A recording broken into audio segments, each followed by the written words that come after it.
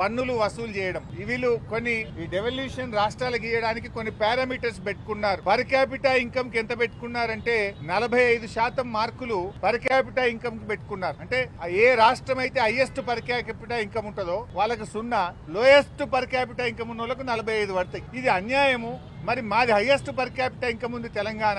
ఆ 45% ను 30% కు తగ్గించండి అని ఒకటి చెప్పాం. 2, పన్నుల వసూలు చేయడంలో లీకేజీని అరెస్ట్ చేసి ఎక్కడ కూడా రాష్ట్రానికి వచ్చే పన్నుల్లో అవినీతి లేకుండా, లీకేజీ లేకుండా ప్రతి పైసాను రాష్ట్ర ప్రభుత్వ ఖజానాకు వచ్చేటట్టు చేస్తే దానికి 2.5% వెయిటేజ్ మాత్రమే ఉన్నది. మేము బాగా పనిచేస్తున్నాం, మరి వాళ్ళకేమో ఇన్సెంటివైజ్ అవుతుంది. మేము ప్రతి పైసా ఖజానాకు తెస్తే మాకు నష్టమైతుంది. పన్నులు బాగా వసూలు చేసే రాష్ట్రాలకు ఇచ్చే వెయిటేజ్ ను 2.5 నుంచి 10% పెంచండి. తద్వారా రాష్ట్రాల మధ్య పోటీ పెరుగుతుంది, రాష్ట్రాల ఆదాయం పెరుగుతుంది అనేటువంటి విషయాన్ని ఆర్థిక సంఘం దృష్టికి తేవడం జరిగింది.